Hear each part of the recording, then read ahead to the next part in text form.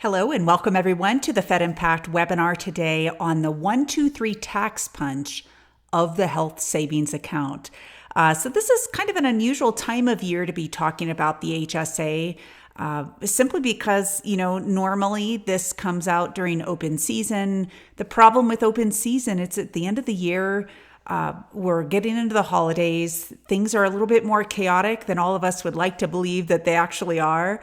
And that might not be the right time to really stop and think about the HSA. And some of you are going to be learning about this for the first time or really doing a deep dive for the first time today. And so we're delighted to be able to have all of you to be able to talk about this topic. And I hope that as you have coworkers and friends that are making their decisions as they get closer to open season, that you also share the replay of this webinar so that they have the benefit of learning this information as well.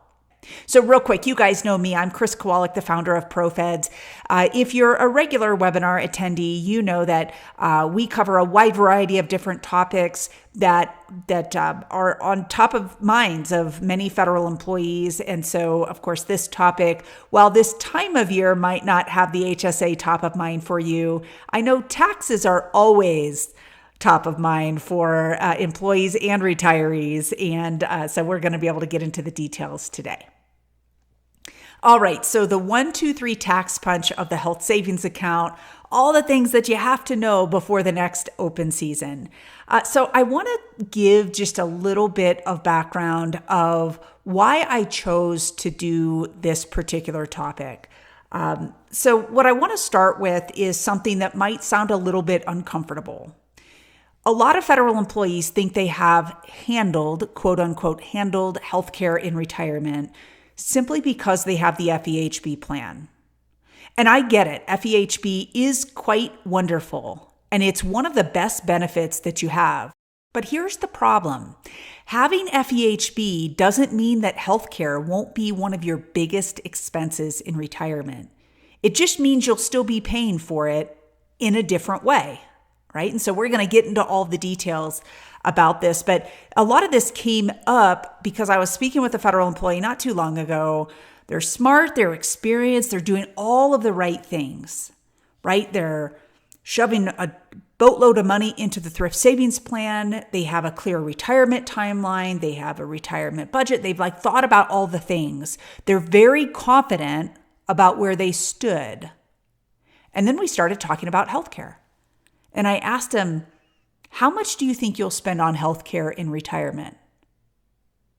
And he paused and he said, well, gosh, I don't know. I just figured FEHB would take care of most of it.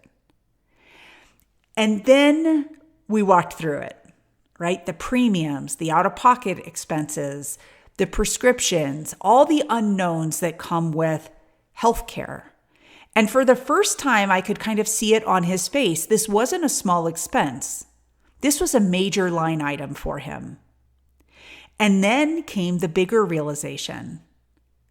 He had access to one of the most tax-efficient tools available to help prepare for those costs. And he had almost just ignored it. Not because it wasn't valuable, but because no one had ever explained it in a way that made sense. And that tool is the health savings account. And that's what we're going to be talking about today. So I want to challenge you to think about the HSA maybe a little differently than you have in the past. Or if this is really your first entree into the HSA, that you just come in, nice open mind of how all this is going to work. Because this isn't just another health plan that you have access to in the open season. This is one of the few opportunities that you have to prepare for all of those healthcare costs with tax-free dollars, right? And being able to build this separate bucket specifically for retirement healthcare and potentially create a stream of tax-free income later in life to help pay for a lot of these things. But you can only do that if you understand how it actually works. So today we're going to break this down clearly and, simply talking about how the HSA really works, how the government contributes to it, how all the money can be used, and most importantly, whether it's something you should be paying closer attention to before your next open season decision. Because frankly, for many federal employees, the mistake isn't choosing the wrong FEHB plan. It's not realizing what they had access to in the first place. Okay, so that's what we're going to be talking about today. A lot to unpack, so let's jump into our agenda. All right, so kind of high-level overview of what we're going to be talking about. Of course, we're going to talk about the concept of the HSA and the tax laws that make the HSA possible and really lucrative for you to consider. How the HSA is funded through contributions from you, from your employer, and how all those monies are managed. Then how to use the HSA, how the money can be used from this account later. And then control. This is going to be an important one for a lot of you, how the HSAs work if you retire or leave government service. Okay, so let's really talk about that high-level overview of the HSA. And it's hard because there's all these little spokes that come off of this. And so I'm going to dive deeper into these. So hang with me at just this high-level overview for a moment, and then we'll jump into the details. All right, so a quick overview of the HSA. It is essentially a tax-advantaged savings account that is designed to help you pay for healthcare expenses either now or later. Okay. Now, it's different than the flexible spending account. Many of you have participated in the FSA for many years. That allows you to have tax-free contributions to an account that, as long as you use it for qualified medical expenses in that year, then you're good. The challenge is it's not a long-term program. And so you're going to see some of the differences, and we'll do a little side-by-side comparison here in just a moment. Now, unlike many other tax-advantaged accounts, your income level does not have any effect on your eligibility to have an HSA. Okay, and so, when we think of accounts like the Roth IRA out in the private sector, there's only so much money that you can make to be able to be qualified to contribute to accounts like that. That doesn't play a factor at all. So all of our earners here, no matter if you feel like you're a low earner or a high earner, you have access to an HSA. And it's also important to realize that HSAs are available to both employees and to retirees. That is one of the big differences between the HSA and the FSA, because this is going to be something a little longer term than I think maybe you're used to. And the money that is accumulated in this health savings account can be used to pay for what the IRS would deem as qualified medical expenses. Okay, we'll talk a little bit more about those here in a moment. But that's the whole purpose of this account, is to give you a tax incentive to be able to help pay for healthcare later. All right, let's talk briefly about account ownership. The money in your health savings account, if you choose to establish one, this belongs to you. Okay, the balance is going to carry over every year, so there's no more use it or lose it like you have in the flexible spending account.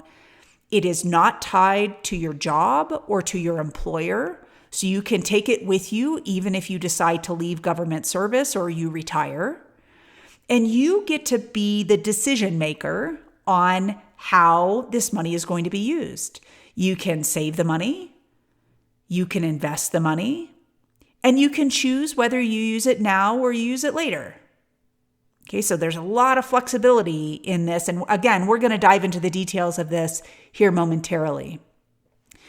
In the blue box on the right-hand side, there's something important that I want to just put out there for everyone. If you decide to go into an HSA and maybe you're really looking at this long-term opportunity, you want to make sure that you keep every blessed receipt for any qualified medical expenses that you ever incur while you have an HSA, regardless if you're going to claim those for reimbursement or not from the HSA account. You want to make sure that you are saving all of those receipts. And here's why. The IRS has no time limit for you to deduct those qualified medical expenses. Okay, so you can reimburse yourself from your HSA account at any time in the future for past expenses.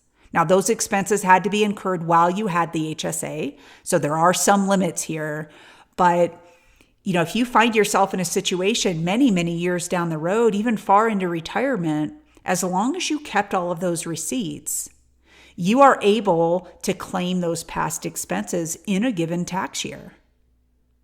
Okay, and so you're able to get reimbursed tax-free from the HSA based on past expenses from perhaps many years or even decades ago. Okay, we'll talk a little bit more about this concept as we get into the qualified medical expenses. So here we are. The HSA funds can be used for lots of different type of healthcare costs, doctor's visits, prescription drugs, all the normal things that we think about. And if you're familiar with the flexible spending account and the rules that go along with qualified medical expenses for the FSA, they're the exact same qualified medical expenses for the HSA. You can find them by going to this link on the right-hand side. The IRS's link is not all that long, so I decided to go ahead and put the real link here. Sometimes these links to different resources get really long, and so we might shrink them a little bit. But in this case, you're able to go directly to the IRS's site and be able to poke around and see what types of expenses you could incur that allow you to take money out of your HSA to reimburse yourself, again, now or later. Now, as far as those qualified medical expenses, it is important to realize that you cannot use the HSA to pay your FEHB premiums. So it would seem to me that that is a medical expense, but that's not what the IRS deems as a medical expense. That's just the insurance for the medical expense later. Okay, so the premium itself cannot be paid with HSA dollars, but out-of-pocket expenses, when you go to the doctor and you have copays and co-insurance and those types of things, that is what can be used from the HSA account. You can use the HSA to pay for all those qualified medical expenses for your tax dependents, even if they're not covered under your FEHB plan, right? Maybe you have a spouse or children who are on their own plan, right? So maybe your spouse has a health plan through work, and and your children are covered under your spouse's plan, but you have FEHB. You can still use the HSA that you have created and funded through your FEHB plan to pay for qualified medical expenses of other people who are your tax dependents. Okay, so it's not just you and not just the people covered under your FEHB plan that you can pay those expenses for. And again, you always want to keep your receipts. One, in case you're audited. Of course, we want to be able to justify any of the reimbursements that you've taken from the HSA, but you want to make sure that you're keeping those receipts in a good spot so that you can use them for a future tax year if you decide to do that. Okay. All right. So the first little subtopic that we're going to talk about is we're going to do a comparison between the health savings account and the flexible spending account, because I think that for many of you, there's at least more familiarity with the FSA. It's a more widely used plan because it can be attached to most of the FEHB plans that are available out there. So you've probably at least heard of the FSA, and you might be curious how it compares to what we're talking about today. So when we're comparing the HSA and the FSA, there are a number of different ways that they are similar and quite different. For ownership, under the HSA, you own this account. Under the FSA, your employer, in this case, the government, owns that money, that account itself. The challenge is, of course, when you leave your employer, what happens? So we'll talk about that here in a moment. The next question is, does it require you to be enrolled in a high deductible health plan? We'll talk more about HDHPs here in a moment, but under the HSA, the answer is yes. You are required to be in a high deductible plan, but under the FSA, the answer is no. And that's why it's such a more widely used program, because it can be attached to regular, more traditional health insurance under FEHB. As far as how the money rolls over each year, under the HSA, every year, whatever's in the account just continues to roll. There is no limit whatsoever. Under the FSA, I'll say that normally it does not roll over, but there's a small portion each year that you're allowed to carry over into the next year, but it is very, very limited. As far as the accounts being portable, if you leave your job, we've already determined that the HSA is in fact portable if you retire or otherwise leave government service, whereas the flexible spending account is not. Once you are no longer working for the federal government, regardless of the reason why, you can submit receipts up to services received up to that point when you left. But after that, once those claims are processed, then whatever was remaining in the account is forfeited back to the government. Okay. Now, as far as contributions allowed in both plans, the HSA and the FSA, you are allowed to contribute your own money into those plans. As far as how the money can be invested, or can it be invested at all, under the HSA, the answer is yes, it can, but under the flexible spending account, it cannot. It's just sitting there waiting to be used, and there's a short timeline for you to use it, right? So you're going to have to use it before the year ends. Otherwise, there's very little rollover that happens to the next year. But this last line item that we see here on the difference between these two accounts is really the linchpin that makes hopefully your eyes wide open to the health savings account. Okay, so as far as the tax advantages, both the HSA and the FSA have tax advantages to them. But the HSA allows you to have tax-free contributions, tax-free growth, and tax-free withdrawals from that account. That's why we call it the triple tax threat. We'll talk a little bit more in detail on this, but this is pretty incredible. Under the flexible spending account, still a good deal, right? But you only have tax-free contributions. Okay, and so important to realize like where the tax savings are and how that's going to be materialized for you when you go to use the money. So let's talk about funding the HSA. Like, how does the money get into the account itself? So when it comes to funding the HSA, there's going to be part of your FEHB plan where that premium automatically gets deposited into your HSA account. And they do that every single pay period. This concept is called premium pass-through. And don't confuse it with premium conversion, which is what happens that allows you to pay your FEHB premium tax-free. Okay, that's a different type of plan that everybody in FEHB gets. With the HSA, when you enroll in that high deductible plan, which again, we're going to talk about here in just a moment, when you enroll in that, part of the premium that you are paying has a built-in amount that passes through the insurance company and goes into your HSA account. So it's a forced savings for you through the HSA. Okay. But on top of that, you're also able to contribute additional money to your HSA. You can do that from your paycheck directly. And here's the deal. When you do that through your paycheck, the money that you are contributing to this, the extra money that you are contributing, is not reported as income to you. And that's great. It makes taxes quite simple. You don't have to deduct anything because it was never reported as income to you to begin with. But here's the real bonus to doing that from your paycheck. That is, you avoid the FICA tax, which is Medicare and Social Security that you're contributing to. And so that 7.65%, you only get that tax relief if the extra money that you put into your HSA comes directly from your paycheck. Now, you can contribute outside of your paycheck from your own personal funds if you wish. And in that case, if you do that, the amount that you contribute is still reported as income to you, and then you have a tax deduction that you'll claim on your tax return.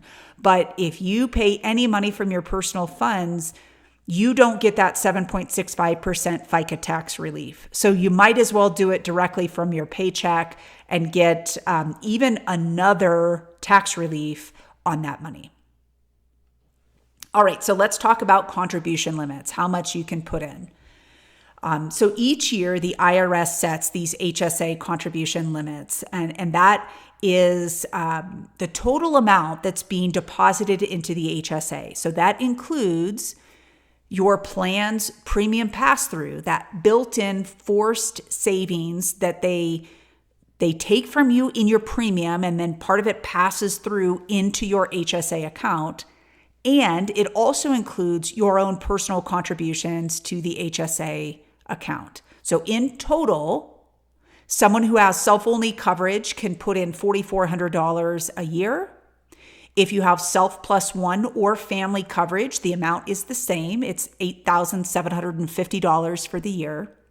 And if you happen to be 55 or older by the end of this year, December 31st of 2026, you're able to contribute an extra $1,000 a year on top of the limits above.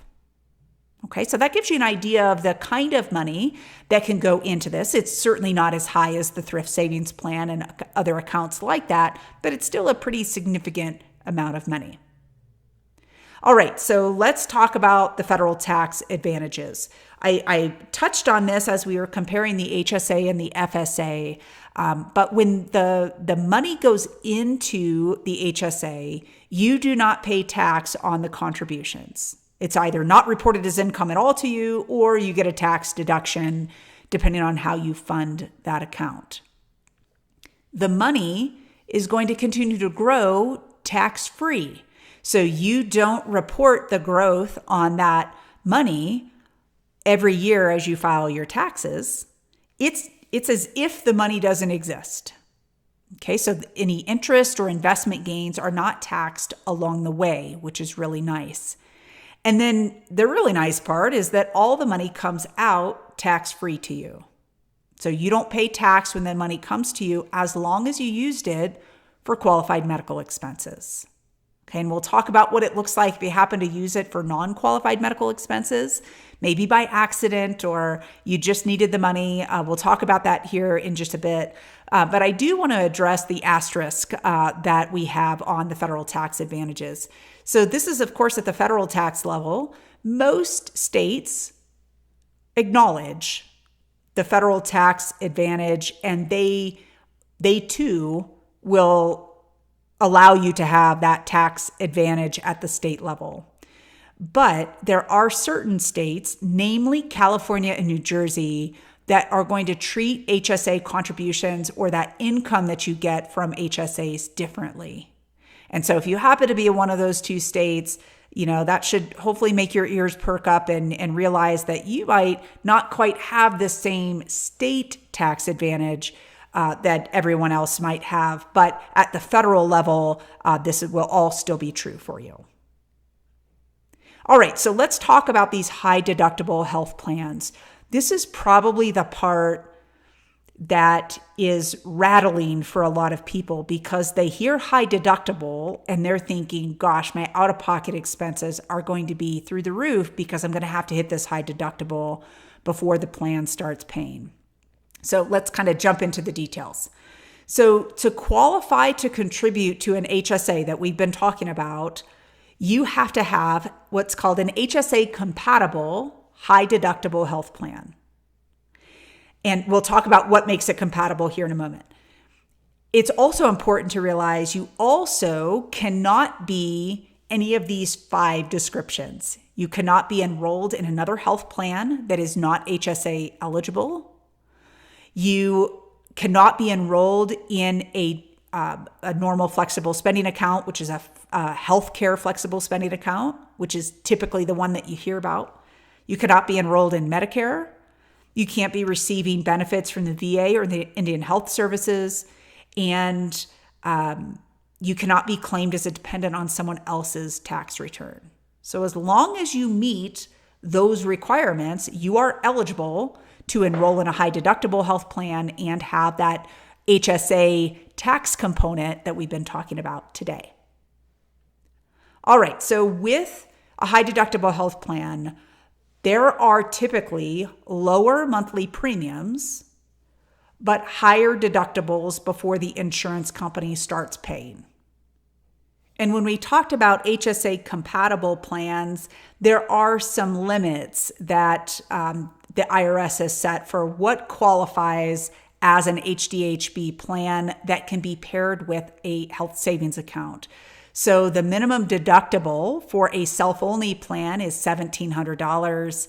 A self plus one or a family plan is $3,400. So you're going to be on the hook for a higher dollar amount from a deductible standpoint. And at the same time, the maximum out-of-pocket expense is also capped.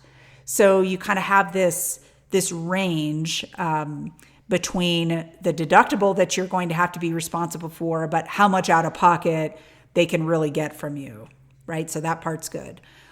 For a self-only plan, that's $8,500. For a self plus one or a family plan, it's $17,000. So that number might be kind of shocking to you, and it's all going to be part of this equation. So let's kind of jump into some of the details.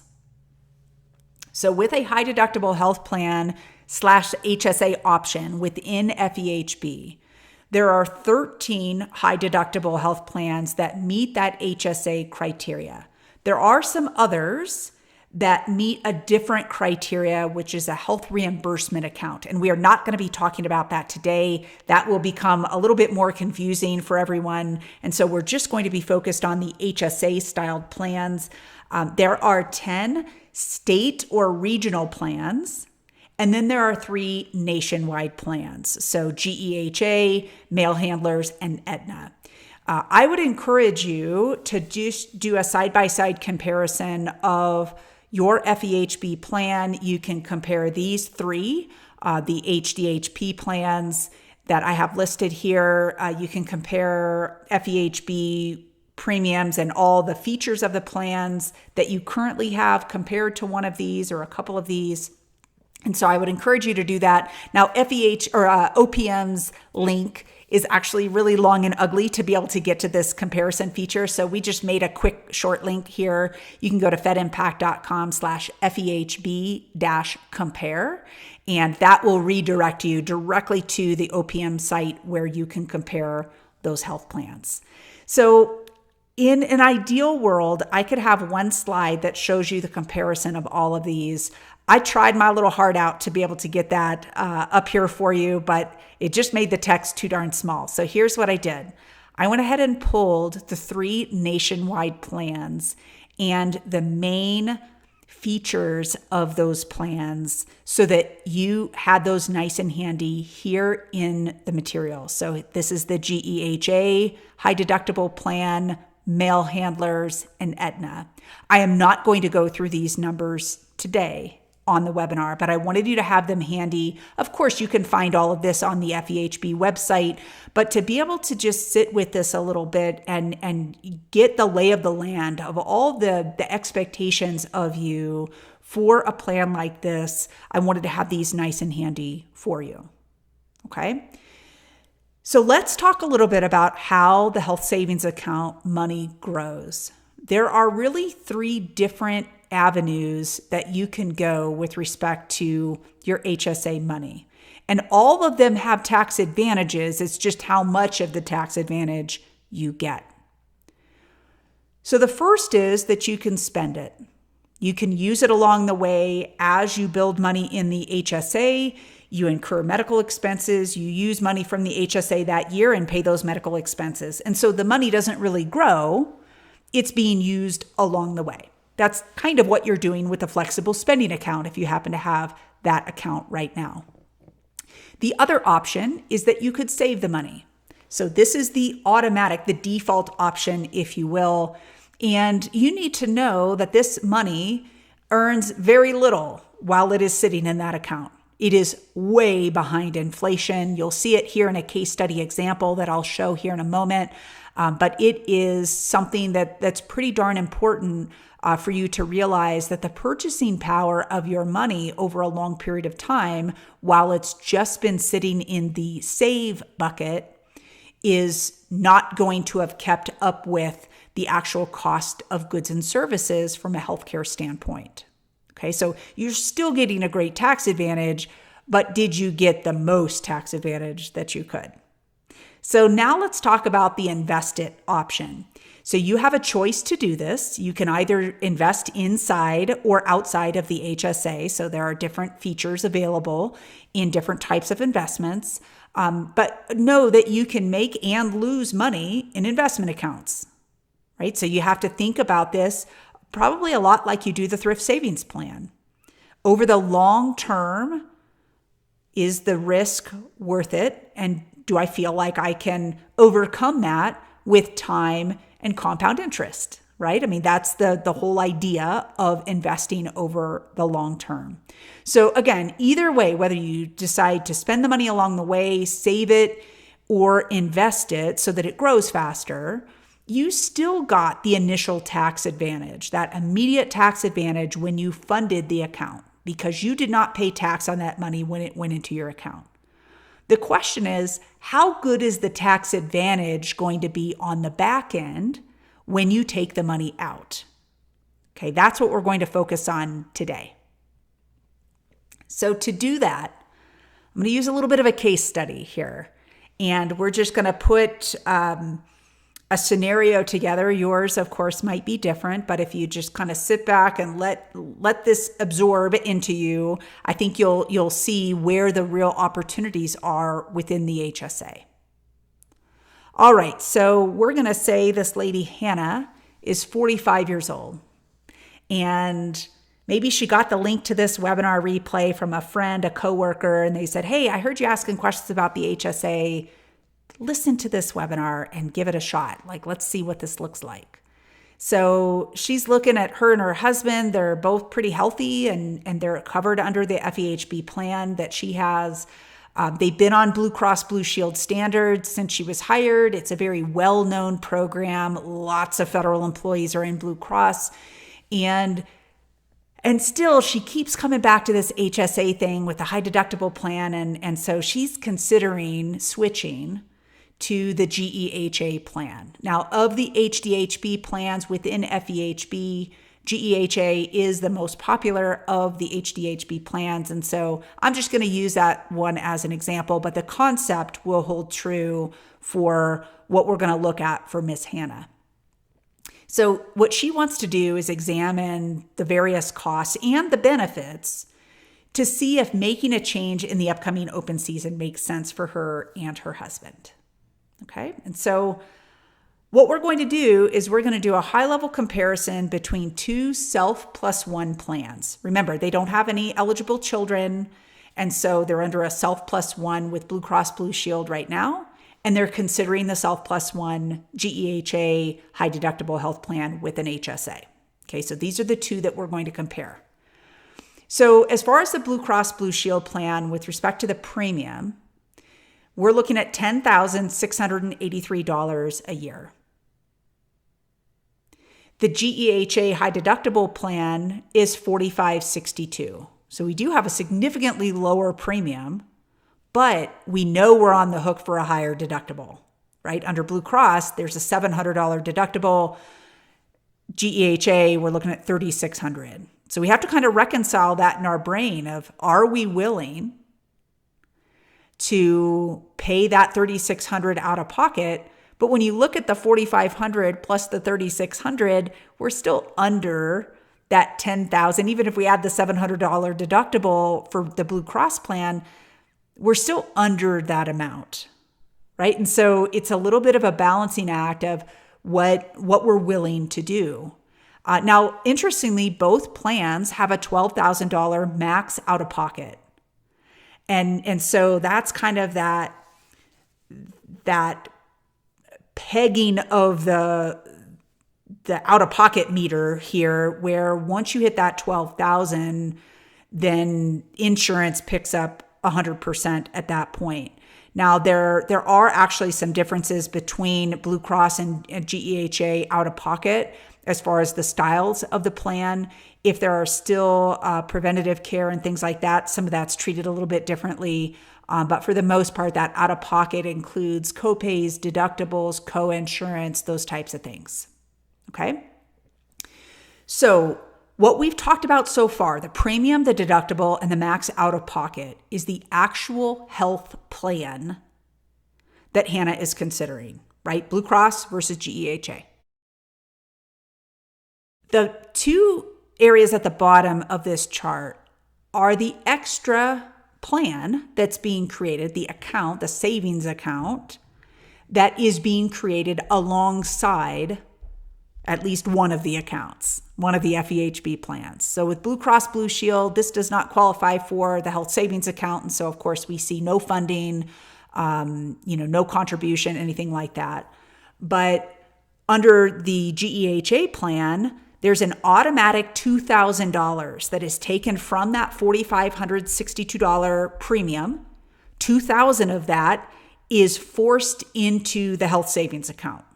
So your premium is really $2,562 with $2,000 that you're being forced to contribute to the HSA, which is the whole purpose of the HSA. So it's not a big deal, but I want you to understand it's not extra money on top of the $4,562. That's actually part of that number. But then remember, there's extra money that you can contribute if you choose to beef up that savings account. And so the HSA contribution that you personally can make if you're in the GEHA plan would be up to an additional $6,750 for that year. So a total of $8,750 can go into the HSA. And based on how the GEHA plan is put together, we know that $2,000 of that is going to come from GEHA because it passed through them to get into the HSA from your premium. They took $2,000 of that and dumped it into your savings account for you to be able to use later. And you can put in the extra $6,750 to fully fund the HSA in a given year. Okay. And so this is what Hannah is looking at. And she's like, okay, the opportunity that I have to maybe grow this HSA account over a long period of time looks pretty cool.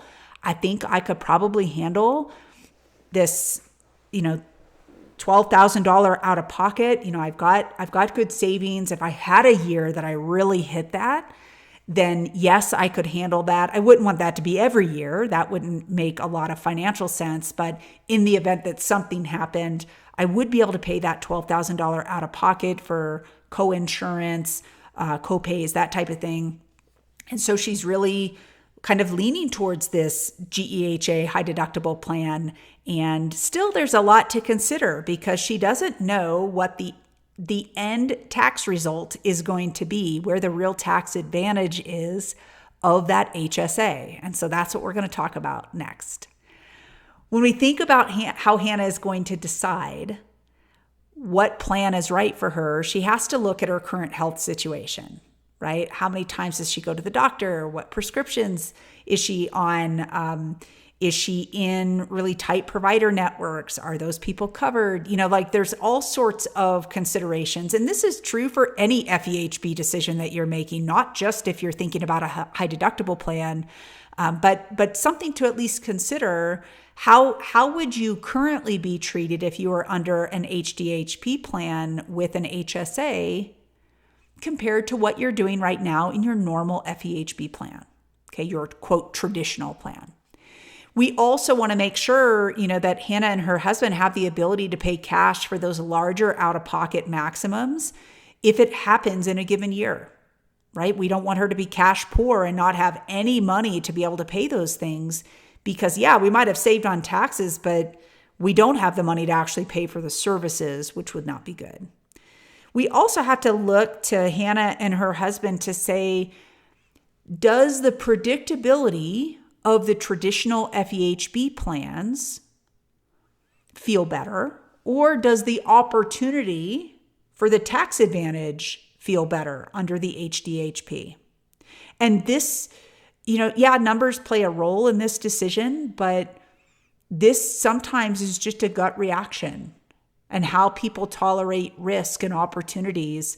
And if it makes them absolutely crazy to think about paying out of pocket early in the year as they're receiving services before they've hit that higher deductible, then maybe a traditional plan would be better for them. Right? But we have to at least include that in the equation. And really, is the tax incentive great enough for them in their own mind to allow Hannah to bear some more risk today by enrolling in this high deductible plan? So these are a lot of the questions that Hannah needs to be thinking about. And of course, she needs to be talking with her husband and like being on the same page about how all that works, because there is a lot that goes into this and we don't want anyone to be surprised. All right, so when we think about, is the tax advantage worth it enough to go through the pain of maybe having to take a little bit more risk now and pay more out of pocket for some health care? Is it worth it at 65? Well, there are 3 routes that Hannah can take. And in all 3, in this example that we're going to use, we're going to assume that she contributed $8,750 a year into her HSA for the next 20 years. Okay, she's 45 now. She will be 65. Presumably, she's going to be Medicare age, assuming that doesn't change between now and then. And that is the time that we're going to kind of evaluate what things look like. And we're going to do so by looking at 4 different areas: contributions, how she handles qualified medical expenses, what the interest rate is that's happening on that money, and what the balance is going to be at 65. Okay, so let's start with Hannah being a spender. In the spender mentality, she is going to use her HSA now to pay for qualified medical expenses that she incurs now.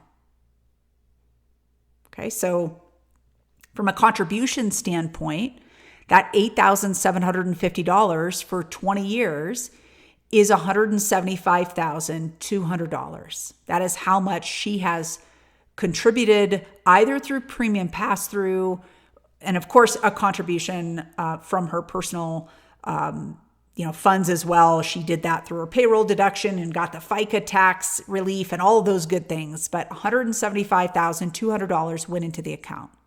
She's going to use that HSA money to pay for qualified medical expenses along the way. There really is no interest rate per se because she's using the money right along the same time that she's saving the money. So I'm going to say it's not applicable here. There technically is an interest rate, but the money's not going to be in the account long enough to benefit from it.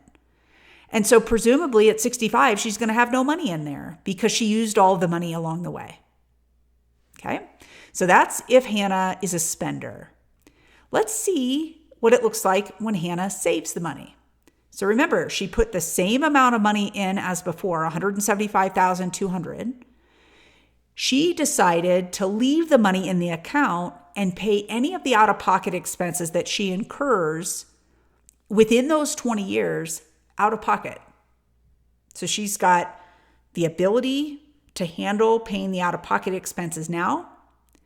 And along the way, she's going to have different types of interest rates within the HSA. When she has just a little bit in the account, the interest rate is much lower.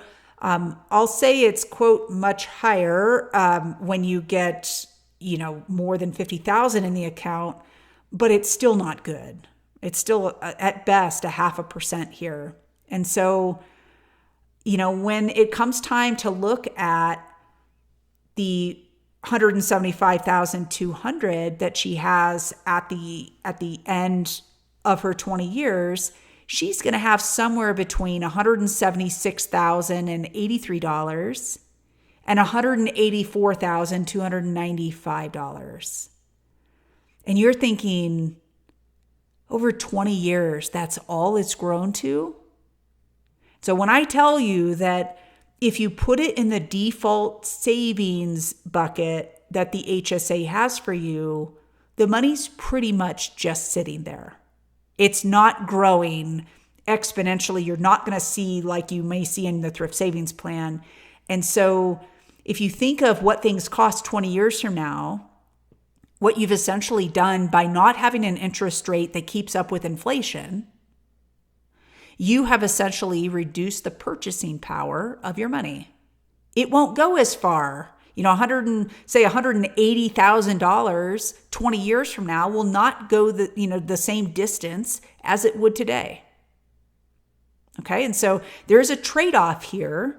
And so Hannah doesn't maybe love that. She was hoping that account balance would be a lot higher, but she still knows that she's going to have access to all of that money tax-free when she goes to retire, which is still a huge perk, regardless of how big the bucket is. Now let's look at the investment option that Hannah would have. So again, still contributed $175,200 over those same 20 years. She paid out of pocket along the way for any medical expenses that she incurred, but because she chose to invest the money, she gets the benefit of a higher interest rate, right? And these are, rates of return on investment products. And so it may not be an interest rate like a bank would provide to you, but similar to what you get in the thrift savings plan. And so you guys know there are all sorts of different investments out there. I just chose kind of a range of still very modest growth, 5 to 8%, to give you an idea of how that money would grow over time. Now, you might be way more aggressive than this, and your ending balance might be much more significant than what I've illustrated here, but I wanted to give something reasonable, at least a bracketing, between 5 and 8% that you could get an idea of what the money could grow to. So in this case, even with these modest rates of return, we're looking at somewhere between $300,000 and $430,000 of an ending balance. That again, all of that is tax-free. Not just the $175,000 that she put into the account, but all of the growth on that money is tax-free as well. Okay, so hopefully you can see that even making the decision to get into a high deductible plan with an HSA, there's still this other layer of decision that you need to make. And a lot of it comes down to what you are willing to do now to afford yourself an opportunity later that may be quite lucrative, right? And so 3 different ways to be able to invest. And Hannah is free to choose. And she can, of course, change her mind throughout the process. Maybe she starts by spending the money along the way, and then she's like, oh gosh, I really should be saving more of this so that it's, tax-free later when maybe I really, really need it. And then maybe she invests, it's not an all or nothing thing, but I've kind of shown it in that respect so that you can see where the real differences are between these 3 modes that Hannah might find herself in. So let's shift gears here a little bit and talk about using the HSA funds. Now, we've already talked about the qualified medical expense requirements of the IRS, and so I'm not going to review that part again. But I do want to talk briefly about what things look like if you use funds for non-qualified medical expenses. So let's say that you know what you're supposed to spend it on and you choose to do something else with the money. Right? Maybe they're medical expenses, but they're not on the list. Maybe they're not medical expenses at all, and you chose to take the money out of the HSA. The IRS is going to take away some of the tax advantage on that money, however much you took out. So if you take the money out before the age of 65, you are going to pay income tax on that money. So you're going to have to claim that as income that year, and that may push you into a different tax bracket. That just may add a layer of tax that you were hoping not to have to pay that year. But on top of that, you're also going to have a 20% penalty on any of that money that you took out of the HSA for reasons it wasn't intended for. Okay. Now, if you happen to be after the age of 65, you can take money out of the HSA, you can use it for other things, but you're still going to pay income tax on it. There's not going to be a penalty assessed to you, but you are going to pay income tax, which, listen, that's one of the 3 cool parts of the HSA, which is all that tax-free growth that comes out on the back end. Now you are going to pay income tax on that as the money comes to you if it's not used properly, according to the IRS. So you want to be really careful. And here's where having all of those old receipts from prior medical expenses that are qualified. Yeah, maybe you chose to pay out of pocket while you were working, but you kept all of those receipts.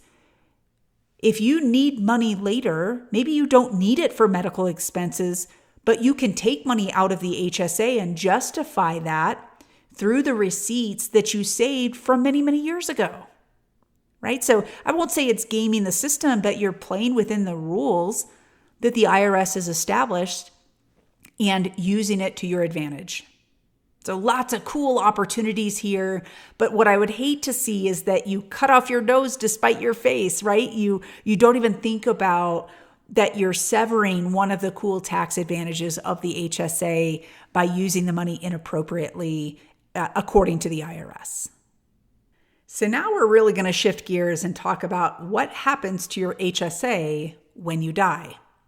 If you have your spouse named as the beneficiary on this account, they are simply going to become the new owner of the HSA.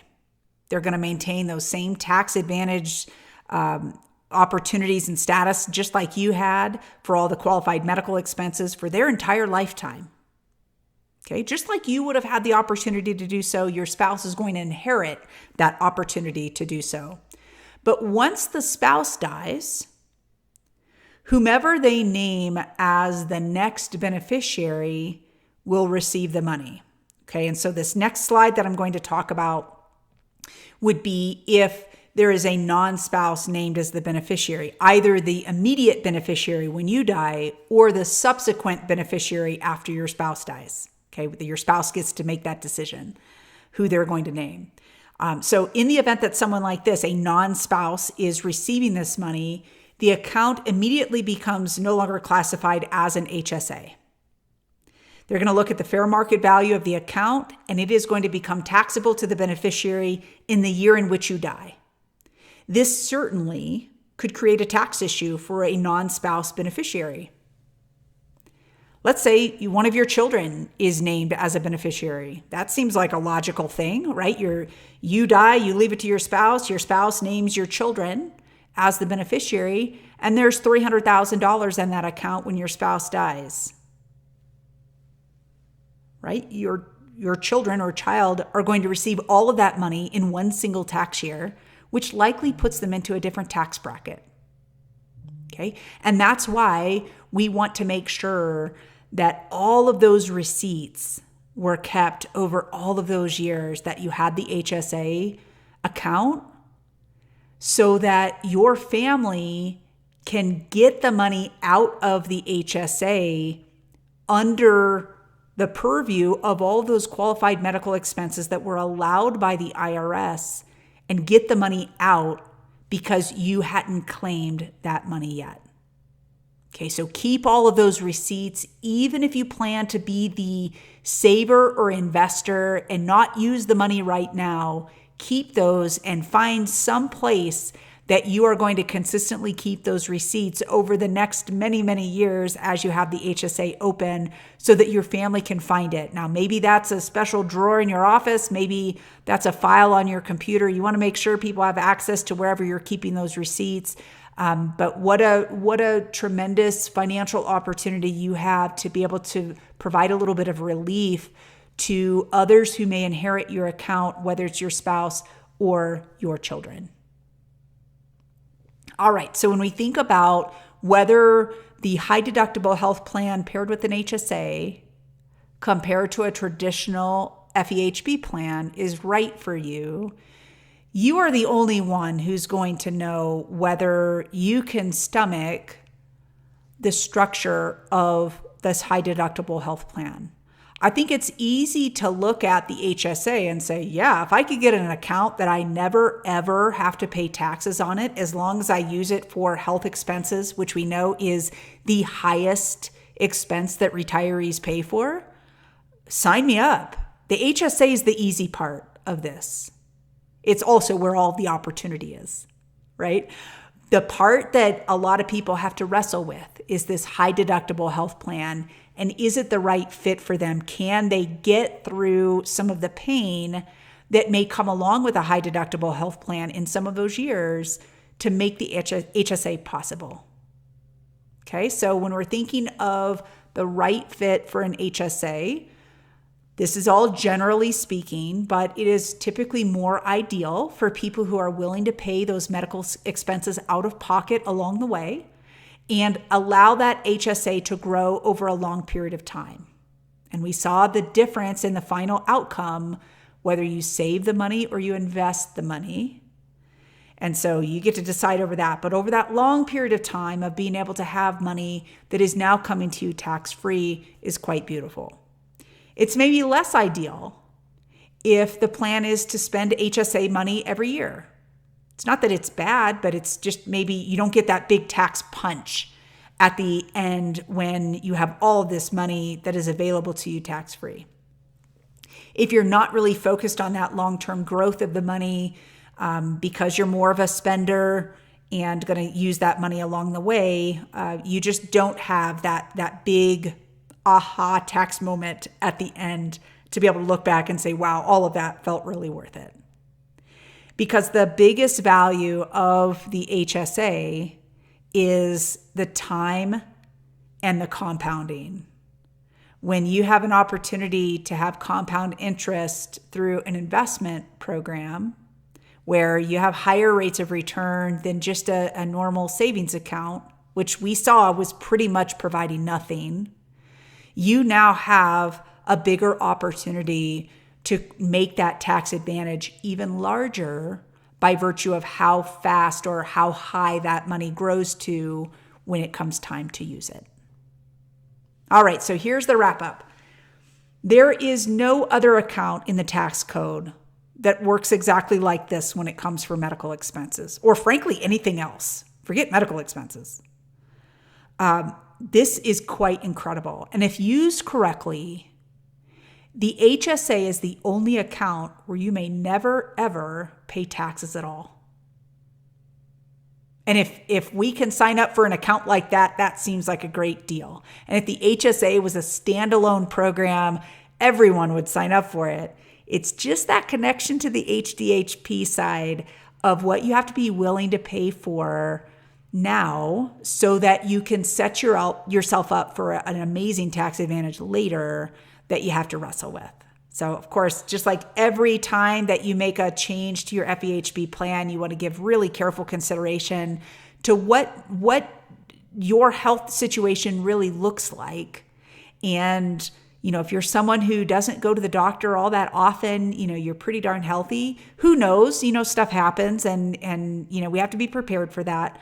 But, you have an opportunity to create now another chance for you to have a really amazing tax advantage later. And I will say, as excited as I am about the opportunities within an HSA, it's not automatically better. It's a different trade-off. You have to be willing to see the bigger picture of what you're doing and be okay with the risks that you're taking now versus the reward that you can receive later. Right? And so it is a big balance, but one that I hope that today's webinar helped you to get through. All right, so you guys know health insurance is such a big part of the retirement story that you're going to have in that stage of your life. And if you've been with us for a while, we do retirement workshops throughout the country. These are in-person sessions. They're full day classes. There is no cost for you to attend. These are sponsored sessions. The cost has already been paid, but this is open to any federal employee, regardless of the agency that you're with. And in that session, we're going to cover all the different federal benefits topics and the decisions that you're going to need to be making as you approach that retirement window. So you can see all of the details of the retirement workshops that we hold all over the country by going to fedimpact.com/attend. Hey, thanks for watching. To stay up to date on your federal benefits, subscribe to our channel and give a like so that you're sure to see more videos like this one right in your feed. And while you're here, check out a few of our most popular videos to help you retire with confidence.